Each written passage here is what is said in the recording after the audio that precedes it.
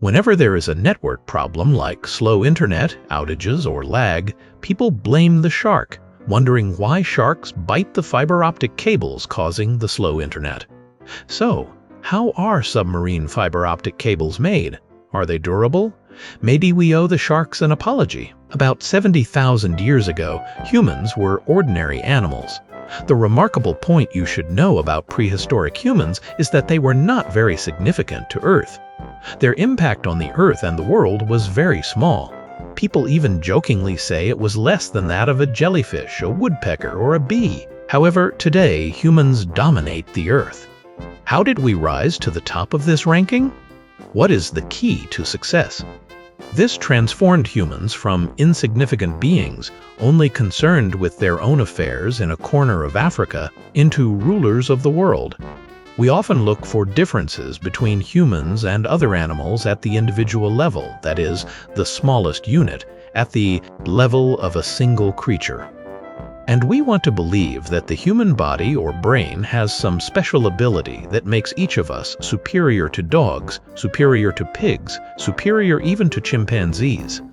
But the truth is somewhat embarrassing. If you compare one-on-one, a human might not be much better than a chimp. The giant sun is just one among countless stars there. According to astronomical measurements, light takes about 8 minutes and 19 seconds to travel from the sun to Earth.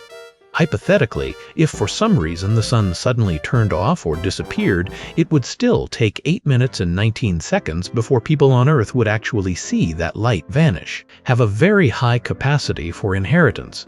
Ants and bees can also work as teams, but very rigidly. For example, bees cannot execute their queen and establish a republic.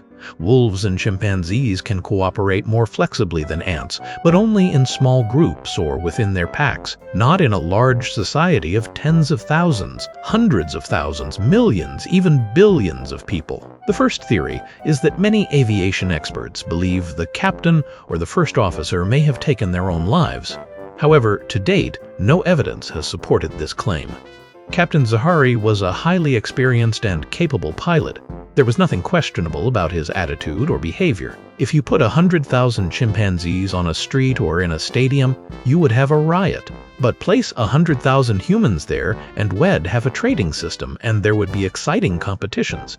Of course, teamwork is not always good. After the October Revolution, the Soviet Union suffered a serious diphtheria outbreak.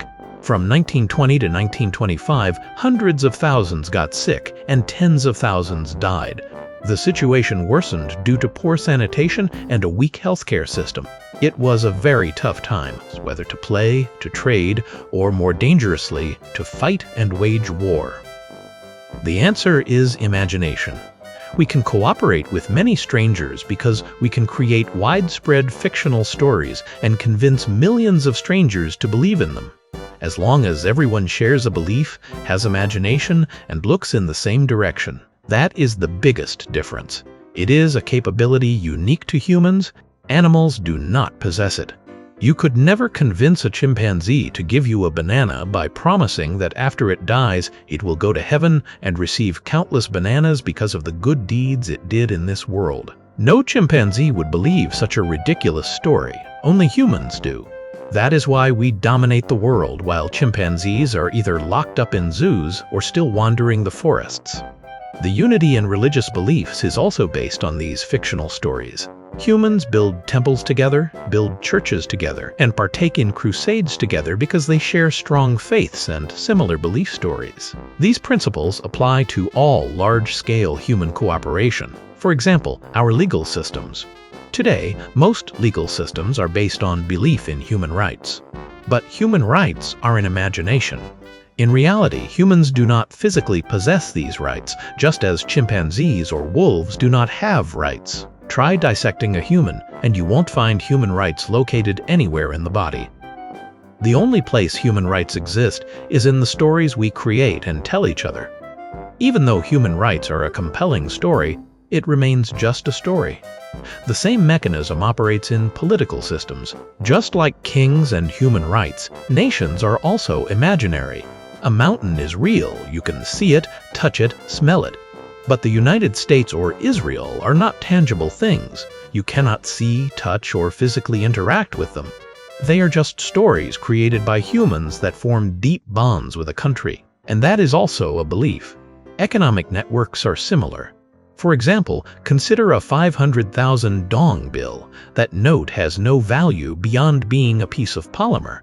The polymer itself isn't edible, drinkable, or wearable, but we believe this bill has recognized value. This money helps us exchange this for that. It convinces us that this green bill helps solve many problems in life.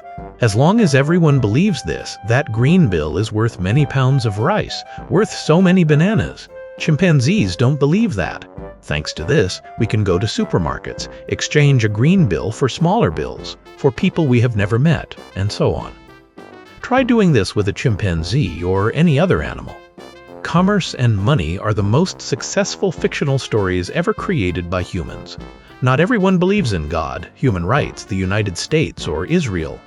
But everyone believes equally in money, especially the US dollar. Even the terrorist Osama bin Laden could hate this and that, hate the United States, distrust America, but still admired the US dollar. There is no contradiction in this story. In conclusion, unlike animals living in the objective world of rivers, streams, mountain ranges, lakes, and so on, besides those tangible things, humans have created values. For example, concepts of nation, currency, and so on. These help us humans continue to dominate the world today. So if humans disappear, what creature will dominate the Earth? In a newly published study, scientists at Oxford University, a very prestigious university, calculated the current probability of human extinction at 1 in 14,000. After all, once the odds are calculated, sooner or later humans will disappear from Earth, but no one knows the exact day. The throne then will be vacant, and many will ask, which species will replace us to rule the world? Will Earth turn into a planet of the apes like in popular literature and films? Or will our planet be dominated by dolphins, rats, bears, ants, or flies? These questions have inspired many scientists to make predictions and writers to freely imagine. Some scientists argue and believe this is the era of dominance by flowering plants. Currently, statistics show there are about 350,000 species of flowering plants, making up 90% of all plant species still alive on the planet. It's hard to deny plants are an essential part of life. But if you are asked to imagine future life, most would not think of trees ruling the earth. The idea of trees ruling Earth feels wrong somehow. From another perspective, many argue the Earth is dominated by bacteria even though their era ended nominally 1,200,000,000 years ago. By some estimates, if all animals on the planet were split into groups of 5 individuals, each group now would have 4 round, fuzzy creatures. The number of these furry creatures is still very large, yet few of us know or care about their existence. And when we recount populations and see every species is more numerous than humans, it's clear that popularity or quantity does not enable any species to dominate the Earth. Instead, imagination, like that of humans, is decisive. It is this imagination that helps us believe that a species ruling Earth must be something very close to humans. And people believe this throne will be reserved for close relatives. The Planet of the Apes has constructed the image of chimpanzees, the closest monkeys to us in the primate family, capable of developing language and taking over our entire technology, including science, provided they have the time and space to develop enough to do so. Scientifically speaking, chimpanzees and monkeys are unlikely to become species that inherit our dominance on Earth, because in the extinction scenario of humans, all other primates would also go extinct, perhaps even before us. And now all this remains in the realm of imagination, and it's still unclear which species will dominate Earth after humans are gone. Thank you all for your interest in following this story. Now I will say goodbye.